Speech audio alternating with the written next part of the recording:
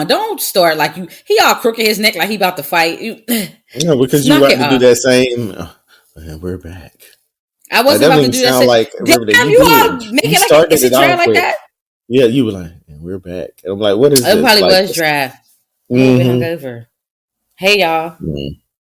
Jesus. She rolled her eyes at everything, y'all. Yeah, because like and then today after this I got a nail appointment. I gotta shake it up. I gotta really tell you I got no appointment. She definitely needs to go to her nail appointment too. Shut your ass up and get my feet done too. You're not getting petty. Cool. If her fingers look like this, then ain't no telling what her feet look like. Oh, I forgot y'all can see my little nubbies. They'll be back. Well, they can't see. I can though. But they can't see my little nubs? Mm-mm. Why can't they see my nubs? Nobody be up here and be all done up and I'm over here in a t-shirt. Not you turning my camera off. They probably can't see me. She got the big ears. No, I'm not recording the video. She got the big earrings. She got on the gold little necklace thingy. Wait, why are we recording the video? Record the video. We need a video this week. We're supposed to be doing a video every other week. No, but you didn't tell me that. You just showed up like, ooh, I just came in the house and I'm here, y'all. Meanwhile, I'm over here with a whole t-shirt on. You don't look bad. I did have a fresh shave, a decent. Yeah, look fresh. Shave. Yeah, but I shaved like 3-4 days ago. So we're supposed to have a video so we can have some video clips to post. See, now I'm fired up. I just knew we was on video. Start this over. Turn our video on. I mean, I would have done it if it was clear that this was going to be a video recording. But we only 2 minutes in, so it's a video recording now. I can't flip it. All right, so listen. Why can't you flip it? It's not how this works. It's either going to be flipping, doing the video and audio together, showing video and doing the audio, or just audio. And I chose the showing the video and just audio. This is ghetto, and I don't like it, and I want it off because the one time I kind of looked decent. Now you ain't got the recording on. Now next week I'm gonna be in there with a motherfucking t-shirt, hole under my arms and shit, and y'all gonna be looking like, well, what happened? So, no, it ain't no Plinko bag. Shut up. Nah, I'll manage next week because I'm going out next Saturday too. So we've been going on dates. I'll be sure to make my beard look decent, and maybe I'll put on something that's not just a regular t-shirt. I mean, I usually have on a t-shirt, but today is just like I'm throwing this on, potentially going to the gym after this t-shirt. So, child, I don't remember saying my name, so I'm JB, y'all. Oh, I'm Urban Laughter, and this is the Rude Urban Truth. The Rude Urban Truth. No. That was so. Yeah, it was. That's how you started off the episode. Now that I know that I'm being recorded, I'm about to go get up and grab my Pepsi. I'm about to grab some more chips because I went and grabbed all my stuff. Come think like, oh, we're going to be recording. Somebody going to see it. This is actually a decent, like, brighter space too. I think we start recording. I wish you could see her opening this Pepsi. Like she trying to open it so it doesn't say that. Okay, first of all, shut up. Because now that I know y'all can't see me, shoot, I'm about to go get comfy. I'll be all rigid when y'all can see. Oh, you should have seen it. But while she's going, let me go ahead and do our regular. And tell them that you drank that 3-day-old water. He stayed with some 3-day-old water. I fill this up every day. It has ice in there, everything. I'm trying to get my water intake up. Every 3 days, that man drink that. But if you are listening to us on whatever streaming platform you're listening on, follow us and subscribe. If you're on YouTube, go ahead and hit the subscribe button. Follow us on social media at the Rude Urban. No, don't tell them go to YouTube. Ain't no video up. We always push them there anyway. If you don't want your podcasters all up in the video with no images, okay, that ain't gonna fit. What is it? Okay, so Facebook and Instagram, the Rude Urban Truth Podcast, Twitter, Rude Urban Truth Pod, and the website, therudeurban.truth.com, where Urban Laughter made a post not too long ago about this winter clothes up there, like the sweatshirts and stuff like that. So yeah, some hats, get cozy with it. Okay, get cozy. Get your little hat to sit in the house with, a little sweatshirt. So with that said, Urban Laughter, do you have a rude quote of the week? I do have a rude quote this week that's low-key kind of funny, but I don't know if I want to share it now because I just really don't like this, man. I don't like how you did me. Oh, okay. I just feel like you know. Okay, this is from Antoine Mills, though, right? And it's funny because most women, we can relate to this. My wife be thug life all day and then want to cuddle at night. Nah, move, Tupac. Oh, not move Tupac, though. You could have, that laugh was so, it was the dryness, y'all. I mean, this is not probably my best Oh, rude you quote try? of the I'm week. about to say, look. I mean, she trying to call someone out. She started off with, "And we're back," I mean, like it was a I don't be knowing secret. what to say. Like, hey, we're back. I mean, we And are back though. it's a whole secret. I But mean, but we be okay, back. so I came across something. It's not really a rude quote, but I thought it was funny, and I think I sent it to you. Someone made a post on Twitter that said, "My girlfriend, ladies and gentlemen." The girl texts him, "Can't you text people on PS4?" And he said, "Yes." She said, "Let me go through your PS4 then."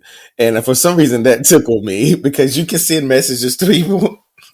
She like, I thought I had everything. Let me see what's going on in that PS4 real quick.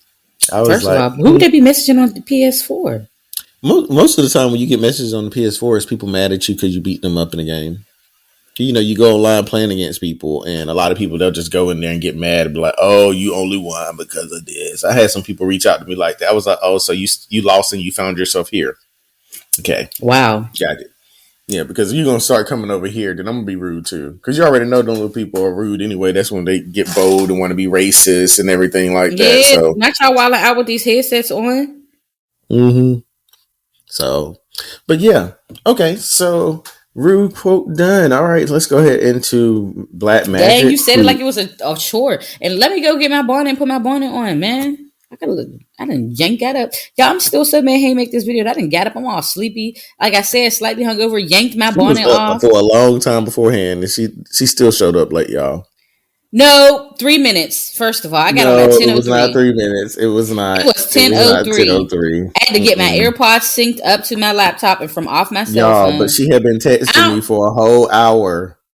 A I ain't whole texting for him. hour. It's him making shit up for me. Did I text you Let me Friday? go ahead and Okay. scroll through. Okay, so I got a first text message from you at 8:11 a.m. Eastern, Central Standard Time.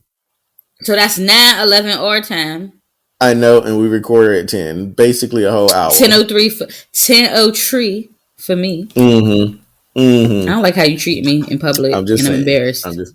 All right. So for Black Magic, I have someone. Her name is Naketa Younge. Excuse me. Naketa Younge is 18. Well, at Okay. 18, she found herself being unhoused. She only had $130 to her name. Now she has found herself in a lot better of a situation, and she is helping other underserved youth that have found themselves unhoused or in bad situations. So basically, like a little bit more background about her. She said that she was told about the Covenant House New York, which is a nonprofit aimed at supporting youth who are experiencing homelessness. Where she was there, she was given shelter and resources that helped her rebuild her life. Well, it says that for more information about them, because I know we do have some people that listen from New York, the Covenant House Okay. New We York. ain't here to listen from New York. Are you talking about me? No, I got carried away. No, you just here. But You really so the dirty, and I don't like organization that about you. it supports youth that are between the ages of 16 and 24. They get 24/7 wraparound service, which includes mental health counseling, medical services, and food to those that need it. It's been around since 1972, and now it is Covenant House is basically worldwide. They have 31. They're in 31 cities and 6 countries, and but this particular person was in the New York location. So, Okay. given a little bit more about her, because of the help that she got from Covenant House, she was able to go to college. She ended up getting a master's in mental health counseling from a Long Island University. She's now 30 years old and she's helping these people. So, like, I just think it was really dope. You know, it's kind of like that football player. I believe he played for, what was it, Alabama? I can't remember. He played somewhere, but at one point in time, he was homeless, and one of the first things he did after he made it into the league was to give back to the shelter that he had to spend a lot of nights in when he was a kid. So I love when you have those situations where people end up finding themselves in a position where they can give back and they can help those, because there was someone who was able to help her. And if people always go back and help those people, then there's always going to be someone that's going to be able to benefit from it. And Naketa Younge is an example of that.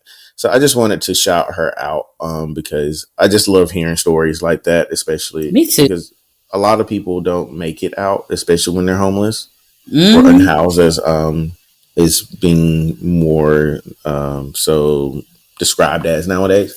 But yeah, there are a lot of people who are homeless and they don't find their way out. Some of them are still homeless, but it's good to hear a story where someone was able to overcome that, and now they're trying to give back to the people so that others can do the same. So I Right. thought that was worth mentioning. Have you It heard is. of the Covenant House in New York? I don't know where it is up there, but Mm-mm. I haven't. let me see. Let me see where it is up there. It's New York. It is off of 10th Avenue. You know what that is? You know, you're a New Yorker now. It's probably in the city. 10th Avenue Yeah, I definitely was used to be in the city, looking. man. In Manhattan. Yeah, I'm looking. Yeah, it says 10th Avenue, 550 10th Avenue, New York, New York. I don't know nothing about that. But New yeah, York, shout New out to York. Naketa Young in the Yeah, that's Covenant the city. House. Go ahead, Keita. Not Keita. That's probably what Because she you know go that's. by too. Well, I'm proud of her. I really did. Go ahead, Keita. Okay, so let's go ahead into Rude Talk. We have some good stuff this week, and I just wanted to go ahead and dive into it. I ain't even going to spoil it with any rude news or nothing like that. We're just going to dive right into it because it is getting cold, and you know what it means when it's getting cold? Baby. It's cuffing season. And a lot of people find themselves getting cuffed up in the winter or find themselves in those winter relationships and all that kind of stuff. And I just felt like this is the perfect opportunity for us to Mm-hmm. talk about some relationship stuff. So Ooh. I was thinking about this the other day. You know how holidays come around, like we just passed Thanksgiving, Christmas is coming around the corner. And I was sitting back and I see it happen a lot in movies where there's someone who brings their significant other to family. Some type of drama comes up and that person is left trying to choose between supporting their partner or siding with their family. And I was just wondering, like, have you ever found yourself in a position where you had to choose between the two? And how did you decide on what side you were going to win? Or did you just say, you know what, this is y'all, I'm going to just step back? Like, how does, Mm. or do you know of anyone who may have had a situation like that? Right. I would say because it's never happened to me personally, but I've had people Mm-hmm. come in those situations, and it was actually one of my uncles. He sided with his wife. I mean, but he's also a That's, man, and he recognized, yo, my wife can do things that y'all can't, if y'all know what I mean. mm-hmm. See, y'all can't see my facial expressions and shit. See, this is going back. Okay, this is my last thing. But all right. Oh yeah, next week is better anyway because I got a hair appointment. Mm-hmm. Yeah, because she needs this hair appointment too. No, for But real. Remember that lady when she gets to my bangs? We ain't forget them bangs. Did not forget the fucking bangs. Lady jacked me up. I was like, no, this looks like Beyonce. Girl, why would you? Okay, so the main reason I asked this question, not aside from the holidays, but like when I would be looking up "Am I the Assholes?" that would happen a lot. It'd be like a family Mm-hmm. situation, and then suddenly the person is having to someone who's not a part of the family, someone who married into it, is stuck in the middle of because they're getting into it with whoever or whatever. And in a lot of cases, I find that the person that they're married to sides with their own family and not them, or like, oh, you could have done this better, but it never seems like they acknowledge the stuff that the family does. And I just don't know how people do that because you know me, you know the way my mouth and tongue is set up. I'm not here for bullshit, and I'm gonna call You out know what I whoever it think? is that did it. I think what it is that people are afraid to lose your family because people realize that relationships might be temporary, but at the end, Mm-hmm. if this relationship goes south, family is there I mean, but or family supposed can to be be there. temporary too. Say that, because honey, I'm quick to So, and blocked and not talking to so mm-hmm. and so. And I mean, I don't do it nastily. I just fall back. Like they want to do, yo, I'm not into that. I'm just gonna gracefully bow out of every event you invite me to. Okay. But yeah, I was just thinking about that. I think it's crazy because I just can't see myself. Like, I've even seen my dad once. He called out my grandmother because she was saying stuff out of the way about the person that he's married to. About the Um, person that he's married to. we've talked about this, and that's just what it's going to be. But he Okay. even told us straight up, it was like, no, like you ain't going to be talking about her like that. Like, and there are a lot of people that won't step up for whoever they're dating to do that. And I'm like, I don't care who you are. You, my mom or my dad or whoever, you saying something about my significant or other and it's out of the way, I'm gonna call you out on it. And I better not hear you say it again. Okay. because if I say something the first time, this is the nicest this is gonna be. Everything after this is just gonna be me going ham on everybody. Mm-hmm. Because This is you gonna it. respect this. Or I ain't got to Michael be Jackson. around. I'm like you. I'm good for pulling myself out of a situation. I ain't got time. My piece Right. means everything to me. I'm out. Like, oh, okay, that's cool. Enjoy life. Have Okay. fun. Bye. Have a good time. Okay. Ain't that what he say? Yeah, that is what he said. And you sound exactly like him, and that's what makes it crazy. Because But that's what okay, he's so saying. so piggybacking off of that part of the relationship stuff, we were talking about well, you made a post on our social media recently where you Did I? basically asked everyone like, is it possible to fake it until you make it when it comes to love? And it was Hell yeah.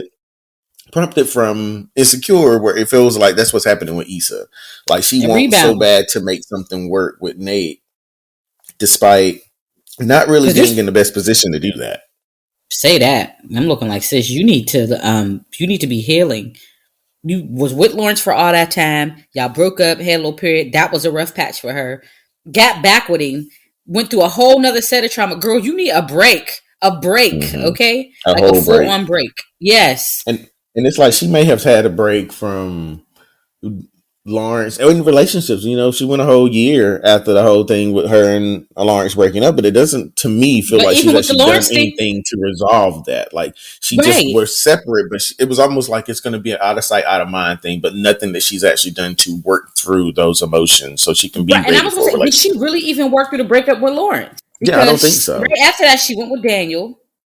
Like, is that what we into now? No, I Okay. was in the new season. I know that's what I'm saying. Like I know You you're in said the new season. Daniel.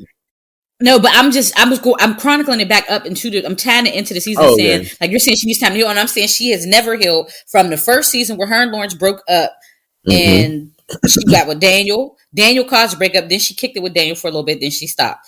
Then she was kicking it with that that security guard dude, what it called. Then Mm-hmm. like it was like a brief like phase where she hopped from guy to guy to guy, then she landed on Nate. Nate kind of ghosted her and played, and it was all like, oh wait, this hurts, and I just came out of this, and this hurts. Now she's back rebounding with Nate. Like she's repeating the same men in the same. She had the same men in the cycle except for the security guard. Basically, it was Daniel and then Daniel. Then it was Lawrence. Or was Hell, she Lawrence even had Daniel? sex with the neighbor. Remember the Oh yeah, trash yeah, guy yeah, that lived on the first yeah, floor? Like it yeah. I was forgot just about like him. there But was I a mean, need for some type of companionship. yeah, There's a yeah. need And for it's some like, type of companionship. right, right. And it's like, sis, you might have to. And I know you don't want to hear this, but you might have to buy a toy and just hold it down and do some self love in the meantime. That's You why I know? think that this next episode is going to be good because, Why you think the last um, episode was good? no, it was fine, but this one is going to be better because this is the girls' trip thing, and kind of like a girls' weekend type of thing, and then she's venting about stuff that Nate said, and there's especially funny how when she said that Nate said that she was kind of like not consistent, and everybody's like, no, I mean, wait, yo, what? right. And it's But she like, really girl, not. no, you're not. When You're Nate not. says she all over the place, I'm all like, say that. He's like, man, and I like how Nate. Child, I love how Nate sounds. I'll be arguing with him all the time just to hear him talk. Cause it's like, I had a bad day and I wasn't really feeling. And I'm like, just keep talking to. But like, yeah, when he said that, he's like, he's all over the place. I'm like, he ain't lying.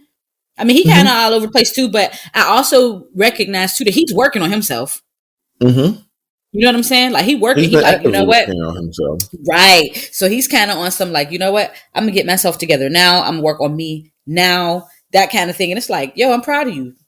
Keep that up. You Yeah, know? and I supported him in some of the stuff he said. I don't think his delivery was the best, Yeah. but like when he told her, like, look, she was like, "I told you I love you. You never really said anything," and he's like, "Well, you told me that you wanted to take it slow, and but Right. then you tell some people that we together, and then you But then tell you me crying that in his you love mouth. me. You cried in my mouth before all of this, and it's Right. just like, how are we taking it slow if everything that you're doing is moving fast? It's like, am I supposed to go off of your actions? Am I supposed to go off of your words? Like, I need these things to match, and they're not Yeah. matching Well, right now. I think what the thing was too, um, damn, I lost my train of thought. No, when you said that you said we were together, he said they were together when her mom called. Mm-hmm. Because she didn't really know how to introduce him. She was all Mm-hmm. like, Yeah, hey, he did say that. and she's like, is this your boyfriend? And he was all like, I am. And I'm all like, and is. Okay. I love it. I love it. You know, I love Yeah, stuff like so that. in a way, the both of them haven't been doing what Well, but then again, he wasn't the one to say he was going to take it slow. She was the one. He's kind of Right. go with it, but it's like, okay, so are you truly? Is that what you want to do? Because just getting in a relationship is one thing. You can be in a relationship with someone and not be like, oh, I love you kind of thing. It's like when you're in a relationship, that's also your learning period. That's when you're learning who this person is on a more intimate level. Exactly. And I think she feels like because she knows him, they don't have to do as much. But I also feel bad for her in the sense that I feel bad for Nate because he knows something's happening, right? Mm-hmm. But I don't think he knows that like it's coming from this. Because they went through that period. Like, I don't know if they ever talked about, I got back with my ex, we were really kicking it, he had a baby, and really talked about it so that he could understand. Like, it's like he's back in it, he knows Issa's back, but it's like, where did she come from? You know what I'm saying? Mm-hmm. And I'm like, hoping that they did have that conversation because they did that friendship thing. Like, she did let him know in last season when he was moving out of the apartment that she was back with Lawrence. So I'm hoping that even though we didn't see it, hopefully there were conversations like, yo, me and Lawrence aren't together anymore. This is why, blah, blah, blah. Right, that's what I'm hoping happened. But when it comes to Issa, I just can't imagine. Well, I can't assume that she says Issa, because I think back when Molly and Issa were having their biggest issues, one of the biggest things I always said about her was that she never communicates. Mm-hmm. Like she just, even in that moment with Nate, he basically said he was done, and she just said, okay, and sat down on the couch. No, if I still got more words to say, you're going to hear those words. We're going to be sitting down on the couch talking about it, eating, but I'm going to say what I have to say. And she just really shut up. And that was the end of it. And then he was right, too, when he was like, she could tell something was wrong with him, but not once did she ask him what was wrong with him. No, when that dude told him, when he said, you're crazy ass, or that made me say, I want him to knock him out so bad. Oh, he should have beat his ass. Yo, all I kept thinking was, rock. See, that's exactly why Black people don't like to talk about stuff like that, because people like him would use that against you. Yep, it's a stigma. It's like you're trying to be vulnerable with people that you trust, and then you have people like him that show that you can't trust them, and this is how he's going to do it in front of people. Mm-hmm. Mm-hmm. Like, that's why so many people are scared to speak up about the things that they're going through, especially when it comes to mental health, because you have to be in a very vulnerable place to allow someone to have that information about you and trust that they're not going to use it against you. Mm-hmm. And that's real. He was. He would have been well within his right to beat his ass. Hey, when he said it, I said, "Oh," because he's like, "No, it's okay. Nate got my head." First of all, if you're feeling away, just say something. But it was also messed up to leave your client sitting there. Like, yo, sidebar, Black beauticians, not all, but like 11 out of 10 of y'all need to tighten up. Okay. Right. Because a lot of times y'all have us sitting and waiting and just complete disregard for us, and we know y'all good and we love y'all, and we know the thing that Black beauticians have is they can honestly and truly say they have a monopoly on Black hair because, well, you are the only people who can tend to do our hair. I mean, some people can do our hair. There's also biracial people and they can do stuff, but for the bulk of Black hair care needs, we go to fellow Black beauticians, right? Not fellow Black beauticians, because I'm not a fellow Black beautician, but you get what I'm saying. Yeah. So he helped you out, like kind of helped. Like he said, he kept the person at the shop, whether he was getting his hair cut by that man or not. They could have lost him as a customer to the whole shop, right? Not just to you. It's like, okay, well, he's not ready. Let me go ahead and help you so that you don't. You could have lost him completely. He might come back and still go to you. Hello. But this was somebody who saw somebody in need and was like, yo, okay, I'm not going to sit here and let him just be chilling there. Like, I'm going to help out. But when he was being petty and was all like, I'm not bringing no more celebrities, are you really hurting the shop? Like, and if that's the case, the celebrities, I mean, I get that he's the Lord. Like, he's the person that lures them in, gets celebrities to come and all of that, right? But if this is a quality cut, who's to say that they wouldn't keep coming after you? But I have seen beauticians, barbers too, people who have like a huge following and loyal customers, they will move with them. Because I've done it. I've had girls do my hair at one salon, move to another one. I went right to the salon with them. Like, well, I like the hair, but Nisha going over this way, so am I. It's been real. Yeah, you go with whoever you trust on your head. Right. Because you ain't going, if you got in that type of relationship with them over time, you're not trying to switch and then end up with somebody who end up giving you the bangs like you had before. First of all, I don't appreciate this as being. I don't appreciate this opportunity. Cut my mic off because this was ghetto. Cut my mic off and now because this was ghetto. I don't respect it. I hate you. If you ever were wondering whether or not I did, let this be your confirmation that I indeed do hate you. Also, if anyone's listening, callers, are you out there? I'm looking for a new podcast host. Just let me know. Actually, Dovecat, what's up? Like, why y'all got a podcast? Me and you could have one. What we need him for? We never really needed him. We might need him for some editing shit, but we could pay somebody. They probably got task rabbiters that can edit for us. This is not what we're about to do. Okay, Shameless plug. I do have Almost Blurs as a podcast for people who are nerds and like all things nerdy with black people. Whoa, not him doing this. This was not your opportunity. Then he gonna plug it on us, y'all. It's the ghetto-ness for me. It's not ghetto. It's a shameless. All I know is you brought it in. You brought it in. I said, well, let me go ahead and find a way to bring this back to that. But no, I mean, I've been shamelessly plugging this at the restaurants where I go pick up my food. Like, I've been picking up food and like casually, I'm down to like my last two business cards. So what I've done, I also want to try this card where we can just scan our QR code. I think I sent you it, right? Where you could just scan the code instead of us trying to have to put it in and tell people the name. It's like, oh, just scan this QR code, follow us. No? Okay. Yeah, that's the wave of the future. A lot of people, as far as businesses, like, they don't have business cards anymore. They just scan the code. They just got one card, and all we would need is two. Mm-hmm. All we would need is two. We would put all our socials on it. And we can put it on the phone. Yeah. We can literally have it on the phone and just let someone scan the QR code on the phone. We talking all kinds of business right now. But but in case y'all listen, y'all have a business, that's something that y'all can do too. It's something that's easily accessible. I think it might be kind of cost efficient because business cards can rack up in cost over time.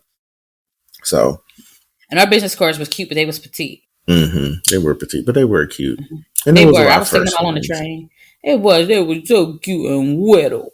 I was like, oh, look at the little cards. Okay, so you brought it up in this thing as we were talking about Nate and everything like that, and so like we say all the time stuff like the person I was last year is not the person I am today. So if you still holding me to whatever you remember, that ain't the same person. Like right. You can't be mad at the person from 10 years ago because I'm not the same person I was 10 years ago. Like, have you ever found that it was hard to shed your past when it came to certain people or situations? Mm-hmm.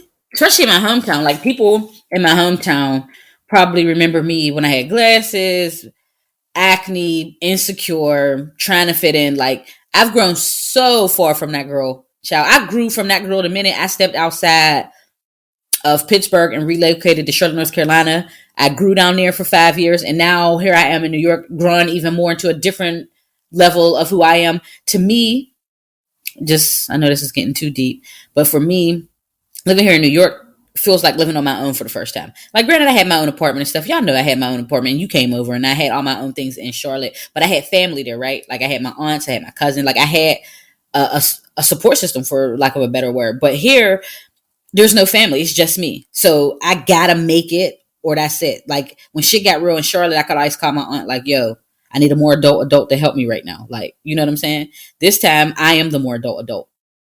My closest relatives are 3 hours from me. So, yeah, I've definitely had that happen, where people have this old image. But this is mostly in my hometown. I think as I grow as a person here, y'all really know me, because I talk to y'all more actually than I talk to people in my hometown. So, you, Rico's, Evelyn, the group, Milla.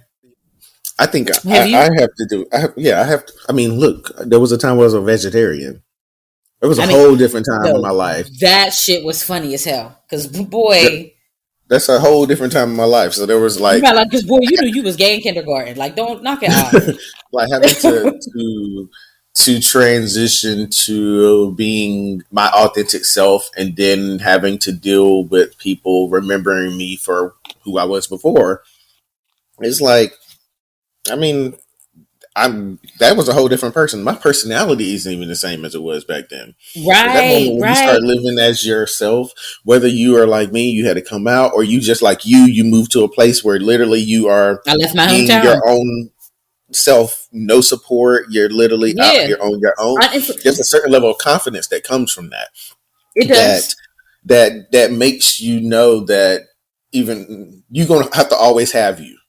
Right. And you got to make sure you're always in situations to allow that to happen. Yeah. You don't have any family in Dallas. Me and you are in the same boat when it comes to, we went from places where we had relatives at least in state with us to Mm-hmm. we are the sink or swim at this point, and we've proven that, baby. We out here doing the swim, we doing the backstroke and shit. We wade in water, we playing in the water at this point.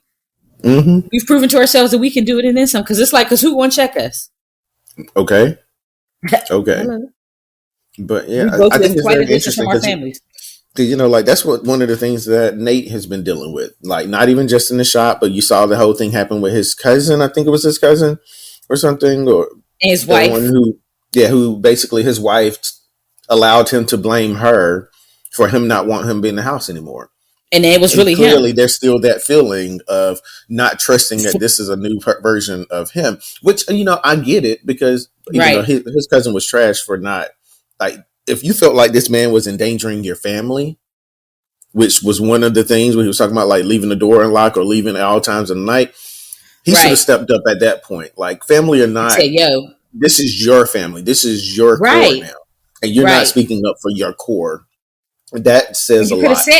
And the thing about it is they seem cool enough that he could really probably have sat him down and kept it a buck with him and was like, look, you know, I got a family. You coming in these kind of hours ain't working for me. What we going to do? Like, I ain't trying to like father you, but like, we got to come to some type of arrangement where I'm not leaving my door unlocked. I'm also not comfortable giving you a key yet. So we got to figure out what we're going to do. Now he might have took it bad. Probably would have still, I think it would have still fallen apart because of the That's what I said. Like, he would definitely took it bad. Yeah, he probably would have been. I would have respected him more, and Nate would have respected him more too, for him actually speaking up for himself and his family.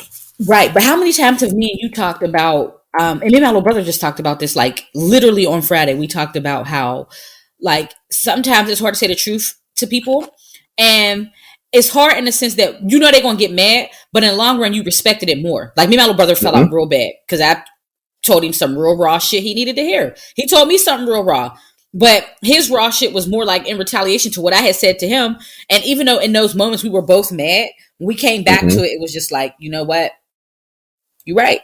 You need to check this. This probably needs to be taken care of. And granted, people, I think, fail to realize that sometimes they think, oh, honestly, they're going to take it well. It's not going to always be taken well. But at the end of the day, when people go back and reflect and think about it, even if y'all fall out and don't talk again, they could always say like, yo, so-and-so really kept it a buck with me.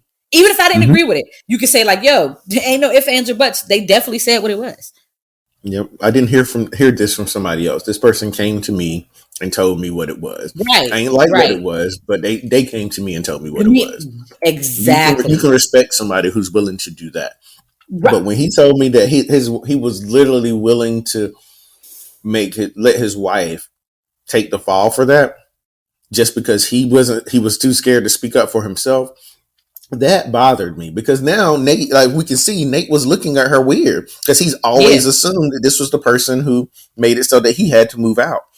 But she was being weird too. Like she was just like, "Hey, Nate, like I don't even care for real." And because she's probably not sure how he's going to react. Right. Like she's going into a situation knowing that she wasn't the one doing it, but knows that he believes she was, and he's not sure. She's not sure how he's going to react, and he's looking at her like, "Oh, this is the hoe that got me kicked out." And the whole time, the husband over here, like, oh, that was me. Like, that was a lot for me. That was a whole lot for me. Right. But yeah. Okay. Yeah. All right. So let's see. Okay. I got an Am I the Asshole for you. This one is regarding. Let's do it. This is. I like how we talk about it. Always some shit. So this one's going to be interesting. It's funny to me, but it's interesting. So basically, in short, it is a woman who did not give her coworker any of her time off. So here we go. I mean, my coworker, right? So my coworker, who's 41-year-old woman, has 3 kids and has worked at the company for 17 years. I am 27. She's also a woman. She has no kids and has been working there for 5 years. She said we get 18 paid vacation days per year and unlimited sick days if we provide proof. The vacation days are added to the balance. That sounds like bullshit. Why I got to provide proof to you that I was sick? Yeah, and what am I going to provide proof of? What if I was only sick for a day? Like I really just woke up one day, had like some light food poisoning, was only sick for a day. How the fuck am I going to? Okay, but carry on. I'm getting to it. I'm getting weeds. So she said the vacation days are added to your balance at January 1st and accumulate if you don't use them. And if you don't use them, you also do have the opportunity to give them to someone else. My coworker regularly takes a day or two every month or so. This year, she used 10 of her days in January when her brother died. and another 4 when her daughter got sick. As a result, she only has 4 days for the rest of the year. I've been saving my days for a long vacation, have 44 days, so about 2 months worth saved up. My coworkers' kids want her to take them on a 2-week vacation. The place they want to go is in our country, but pretty far, so 4 days won't be enough. She wants me to give her 6 of my days. Her justification is that I'm childless and don't need that many days. We do get a lot of PTO. I really want to go on a trip around Europe after the pandemic. She says she needs a break more than me. She's kind of right. Maybe kids do make you extra tired. It's not her fault. She had to use 14 days in the first 2 months of the year. I told her that I can't give her my days. She's upset and says it's my fault. Her kids' dreams are being crushed. Am I the asshole? She did give an update. Says she's not that terrible. Some other coworkers and I each gave her a day so she could have the full 2 weeks with her kids. But it's beginning to look a lot like fuck this. Your kids aren't my problem. I don't give a damn if you had to use all your days, because you knew what it was when you opened your legs. Okay. What? Yes. I should give you 6 of my vacation? honey. Listen, as a woman with no kids. Fucking no. Like this, I think your coworkers are the sweetest people in the world. It wouldn't have been me though. No. And JB can attest to this. You know that I don't mind giving people. I don't mind sharing with people. I got a hamburger. I will cut it in half. Yo, you want some? You this? I do not mind sharing. I do not mind displaying empathy. I don't mind none of that stuff, right? But when I get burned out and I gave you my 6 days and I'm raging. That's the thing I'm thinking about. It's like, okay, granted, I have a ton of days here. Anything can happen. I have a bank that I can fall back on. And you trying to make me feel guilty for having conducted myself in this way to have this many days? It's beginning to look a lot like. I do have a concern, though. Why is it that your company, you've been there for 17 years and y'all bank doesn't increase? I don't know. Like you just stuck at 18 days forever? Maybe. You know, some companies do that. They do cap you. I know, but cap, it don't even sound like a cap. It sounds like that's just it. Yeah, like, but it's one thing to like, move up, but then but to just be at 18. Yeah. And then like you said, then you get unlimited sick days. Like, does that not apply when your sick days are attributed to your kids? Each of the coworkers donated a day. I have nothing.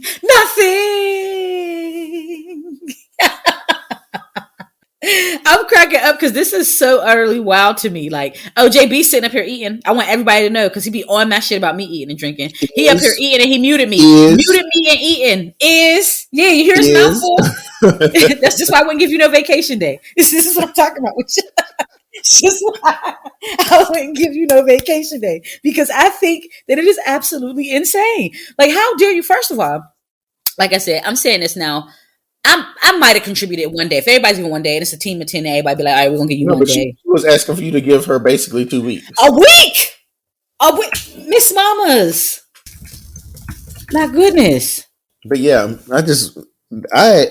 I commend them, the coworkers, because they all came together to give you days. But ma'am, just like she took 10 days when someone passed away, which I'm not knocking her for taking the time she needed for that.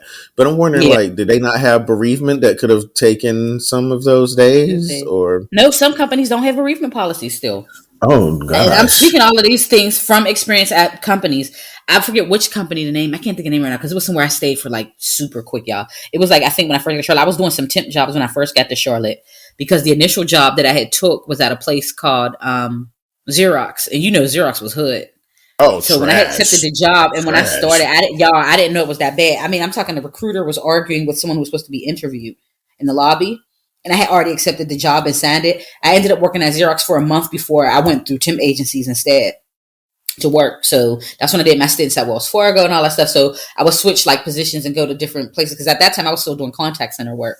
So I was moving around the contact centers, and it wasn't, I mean, it obviously was enough to pay bills and stuff, but a lot of them times they had things where the max you could get, people had been there for so many years, the max days you could get would be something like 30 days was the max. That was it. So basically you could always just get a month off work. You wouldn't find people that, I took 2 months off and toured Europe. You get up 30 days, that's it. And that person had been there about 40, 109, 50, 11 years. And that was it. I've also worked at places where they technically didn't have a bereavement policy, and I feel like they probably should have, but it was some things like if you have PTO, you can use it, but if you don't, they don't penalize you for it. So it's not necessarily a bereavement policy in place, but if you went into the negatives, they weren't going to penalize you for that specific thing. But then you had to do shit like produce an obituary. Like it was a lot of, you know. But I know a guy that actually made a whole obituary for a family member that never died. For real? Mm-hmm. Slimy. He used that to get out. He was working at Xerox. He made an obituary, and then while he was on bereavement, that's when he started a new job. Yeah, slap me info. Yeah, slap me info. Oh. But yeah, I don't fault her at all. I wouldn't have, like, if it wasn't for the other people, she just wouldn't have got any days. You coming to me talking about your kids wanted 2 weeks, 2-week vacation. So it sounds like the weekend, and you're only going to Myrtle Beach. If y'all hear that closing sound, that was my garbage can, because I too am hungry and want to mute myself because JB inspired me. Because you're about to take us into this situationship. Damn it! And my little boo's here, he ain't even make me no food. I was like, yo, right. He got this pan out for sausage. I'm feeling like he's making me food now. I'm talking shit prematurely. Mm-hmm. I'm talking shit prematurely. Like, but okay. So y'all know the situationship is one of our favorite pages. We actually need to invite her on. That's who we should have as a guest. That'll be dope. I'm like, you said no, we don't. I said that'll be dope. Oh yeah, that would be dope. Actually, I'm going to message her today. I'm going to just shoot my shot. That sounded real, like, I'm not trying to be on her, but I'm going to ask her, like, would you be interested? Like, we like your show. We came across your page. We'd love to have you as a guest. I'm going to hit her up. But, yeah. So, the situationship has a card game. Follow the situationship on Instagram. You know, we got to give y'all a plug. One look like it's crazy. But they got a card game that's really interesting. And one of the 2 questions came up, right? You're together for 6 months and your significant other gets evicted. Would you help? And then the other one is name a time you had to laugh for a friend to get them out of a sticky situation. So first of all, have you ever had to lie to get a friend out of a sticky situation? Because I feel like you and Carlos got some stories, baby. Oh, no, me and Travis though. You know, me and Travis lived closer together. I was definitely I'm definitely the, hey, I'm on this date. I'm gonna need to get out of it. Let me call you at like it's an emergency. I'll be sitting there like, let me know the time. I'll call you up. And I'll be trying to make sure I'm loud. Because I don't want him to be like just on the phone, kind of like whisper. I want to be loud enough that the person nearby can actually hear me. Like, yo, this is going on. Oh, I really need you to come through. I don't know if you're doing anything, but if you're free, can you please stop by? Like, I'm trying to be loud and desperate and everything. And he'll be like, okay, I'm on my way. And I'll hear him be like, hey, yo, my boy's going through this. I have to go real quick, but I'm going to hit you back. And then as soon as he leave, he'd be like, bitch. I'm so glad that you called me because thank you for saving me. Yeah, I'm definitely that friend. Have you ever had to do it? Oh my goodness. Have I had to do it? If I don't do it, is it even done? I'm excellent at this. So many times I've called like, girl, we breaking up and I need help getting my shit out of here. Now, mind you, this is a friend all the way in Pittsburgh. I'm in North Carolina. Girl, how you gonna help me? But I've also had friends do that to me. I actually had a friend just do that to me 3 months ago. First of all, y'all want to hear a fun fact? I just said that and I just told y'all he's here, right? He just turned around. He turned around looking at me because now you want to hear the story, right? But this one time you wouldn't leave, and before we got to school, I couldn't get you to get out of my apartment. So what we did is I had a good friend help me out with a church stint. And I know now you're probably thinking, nah, I really ain't getting no eggs now, y'all. It's just, but that's my baby now. Ooh, when keeping it real goes wrong, okay? I'm choking. Put me on mute. I'm about to put myself on standby.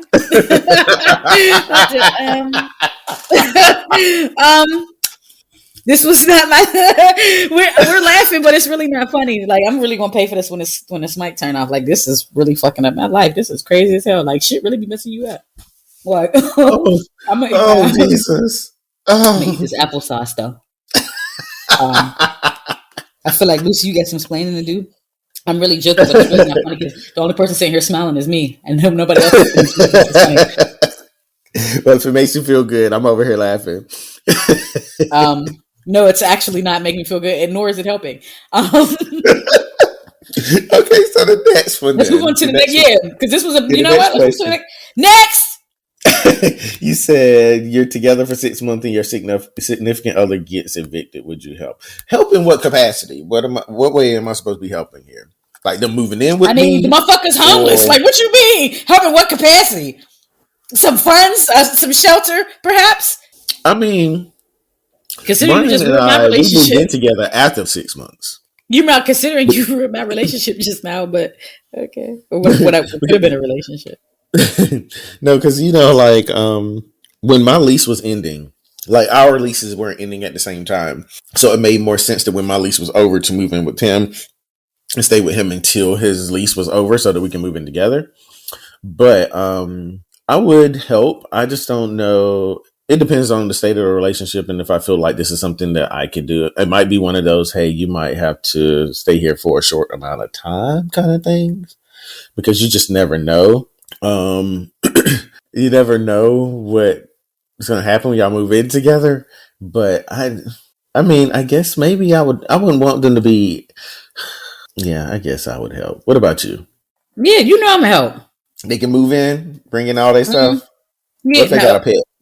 Time out. The pet, you're going to regret because it ain't coming here. No. We're going to work something out. Love, we're going to work something out with your pet. Okay, and then pets begin to new environments and want to chew. Oh no! But what I would do, I would try to give them some shelter for a couple of days. We had something out because if you're getting evicted, something is happening. You know what I'm saying? You might need some help Which with I some would hope money that management. they've talked to you about or something, Yeah, but maybe I not mean, if we because some knew, people are yeah. embarrassed when it comes to money. But y'all So only been talking 6 months, so it's like, yeah, they might not have said nothing yet, you know. And yeah, for me, I've been there before. Y'all know that I done paid my rent late, got my little book. First of all, them complexes with them corporate complexes, you be one day late, they got the motherfucking paper. Don't be embarrassing me like that. It be a big right. ass white paper. Like, damn, I'm going. Girl, I get Right, paid Friday, and send me an email. hello. Like today's the 6th. Calm your tits. I missed it one day. The 5th fell on a Thursday. My bank account was looking ugly, so I paid it on Friday when I got paid. Don't do that. But like I said, I'm grateful for having grown past that point in life. It was a growing pain, but it's happened. Like I've been there. You've been there. You know what happened with me and cars almost getting repoed, having to get cars back. Like it's a lot of shit that happened before I got financially comfortable and stable and learned how to actually manage my money. I actually had to take a class. And JB knows this because being my close friend now, on top of being my co-host, he was there to witness my personal growth in finances. So that was a blessing too. But yeah, I would definitely help. Somebody helped me. My family helped me, so I definitely would help somebody because, like I said, I've been there before. I know what, and I haven't actually been evicted, but I know what it's like to be on that brink, baby, and that is not a good feeling. So if I can help you and I have the ability to on my life, I got you. Like, yo, let's fix this. Like, let's figure out what we can do. Then if you don't have it, like that's it. Like Yeah, we're gonna try it, and then if not, I you're mean, getting out. we all go through something at some point in time. Okay. We all aren't always in the best situations, and I think it's great that we can be understanding of other people's situations when that stuff happens. Mm-hmm. I mean, it does happen, and the thing about it that you have to remember is the humility to recognize that one, I've been there, and if you haven't been there, at least recognize that or be empathetic to that. Like, try to put yourself in that person's shoes and imagine, okay, this happened for me and I might potentially have reacted the same way. Yeah, I agree. Yeah, because I mean, life is hard, and you'd be hard pressed to find anyone that actually hasn't encountered some type of financial hardship over the course of their lives, especially if you really had to work your way up. And Hello. a lot of us have had to work our way up. Yeah. For me, like, I can honestly and finally say now that I'm pretty well off. I'm not a millionaire, but I'm really comfortable right now. In a good financial place. And I'm grateful for that. But I'm the first, I want to say, in my family, as far as like my mom's kids and both my parents, to be in this position. So I didn't know what to do with this kind of income because I was so, you know what I'm saying? So I had to learn, okay, this is how to be like this, because if you don't know how to manage money, making more of it ain't gonna help you now, right? That's what I learned in that class that I told you when I talked about finances. Because all of he kept saying, like, what's everybody's problem? Y'all need more money, right? And everybody in there, I'm in there like, hell, y'all need more money. Hands waving. And it's like, no, you don't. No, you don't. Because instead of saving, you don't need more money. You need to save more. Because if you don't know how to manage money, it's the same thing how we watch these NFL players and stuff. Same thing. Mm-hmm. We're like, They I was get saying, I'm all this financially money, comfortable. but then they start We grow up in spending more poverty. because they Right. got the We grew up money. Right. We grew up in poverty. We never really learned finances really well. We never really learned what to do with it. And then we get this money. And because we grew up in poverty, we get all the shit we want. But we're not thinking in terms of, hey, in the long term, what is this going to be like? Oh, I bought this mansion. What are these taxes going to be like? Like, if we thought more in terms of how we could save and how we could budget stuff, like, hey, yeah, I make $1 million, but I live in a regular neighborhood with a house for taxes that even if I lost my job and all this money tomorrow and I got a regular job again, I could actually afford this mortgage.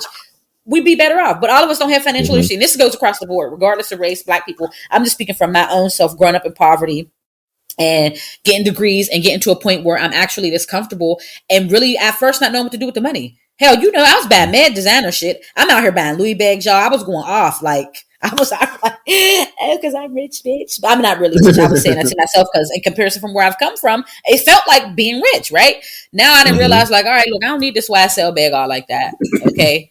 This one black Louis bag will do. This one black Dior, you know what I'm saying? Like different stuff. I'm just using designers as an example, but you learn. And yeah, so yeah, that would definitely help my little boo. Like I got you, baby. And we about to be kicking it long term. I can't even imagine what you're going through. You need somebody. You need some help right now. You need a little love. Just a little bit. Just a little bit. A little smidge.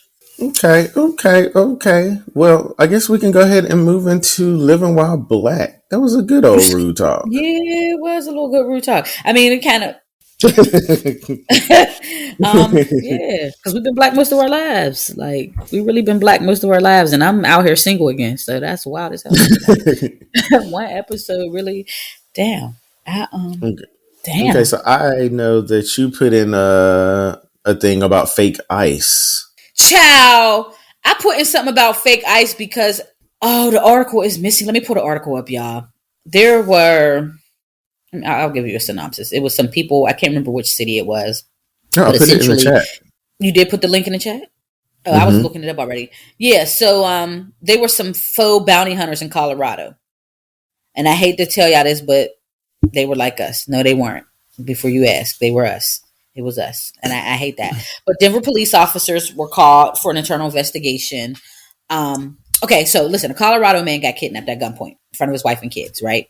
And it was by two men. It was 5 black men dressed in black, armed with guns. They identified themselves as bounty hunters. They stormed the house of this man called Jose Martinez in Aurora.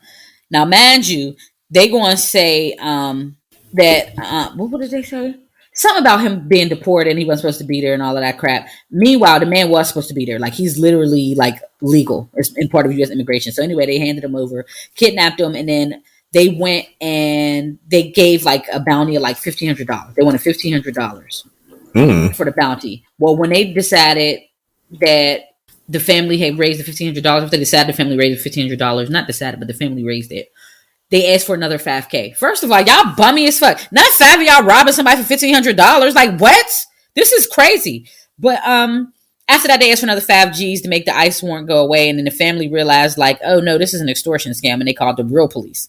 And the police didn't see anything suspicious when they went to the hotel room and saw the man with his kidnappers. How y'all gonna come in here? These are the kidnappers, and y'all didn't see nothing suspicious. Instead, the suspects produced some type of paperwork stating that they were bail bondsmen, which Denver Police Department accepted as legitimate.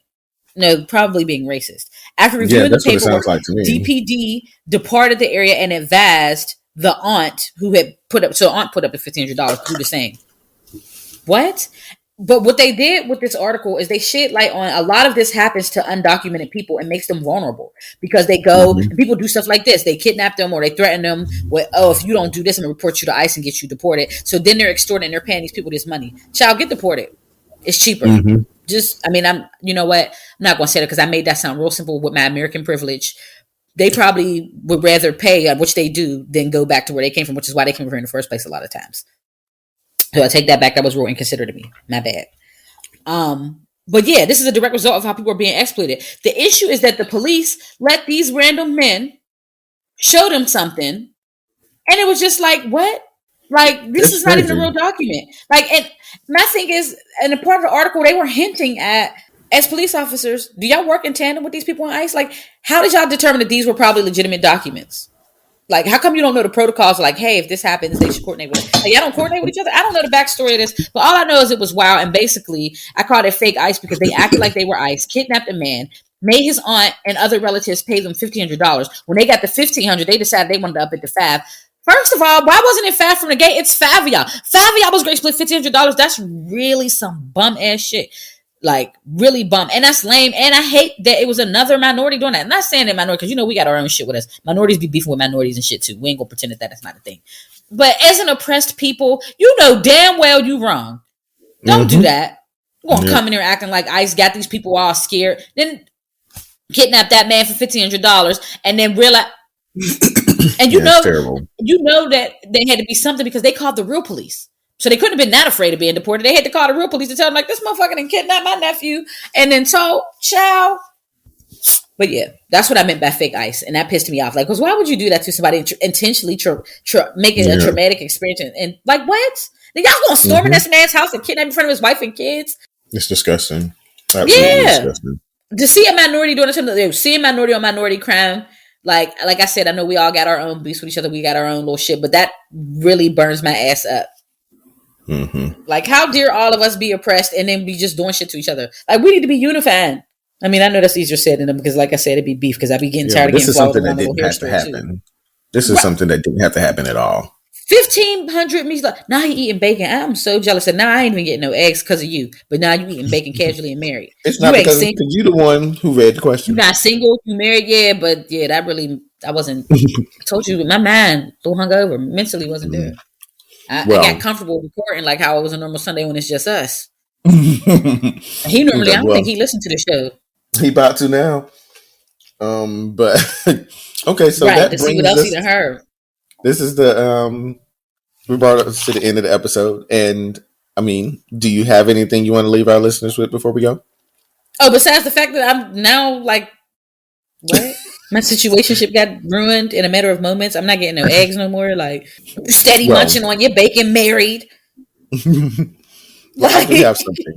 Someone on my Facebook. This is actually a Facebook friend. This is what makes this funny. This isn't something I just strolled across. His name, well, I'm not gonna say his name, but his post says, "Why? It's like you invite someone over to watch a movie, and within the blink of an eye, you're grabbing a washcloth and a towel, staring at Netflix. Are you still there? Message. It's like magic."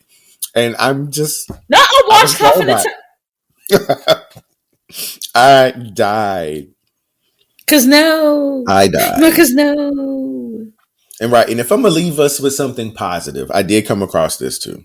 I can't fuck with people that don't understand it's really about the principle of things. The situation may be small, but out of all the ways you could have moved, you chose to move that way. And I feel like that's how a lot of situations be. Like, it might be something small, but you're just literally looking at that person like, this is what you chose to do. That's what pissed me off. This is the direction you chose to go. So I just thought that was cool too. But that brings us to the end. So since she has nothing else, I've given you some gems to lead the rest of your week with. We gonna go, ballheads. We'll talk to y'all next week. Farewell. Make good choices.